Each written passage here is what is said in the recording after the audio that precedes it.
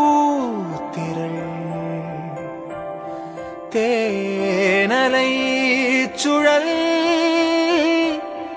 தேவதை நிழல்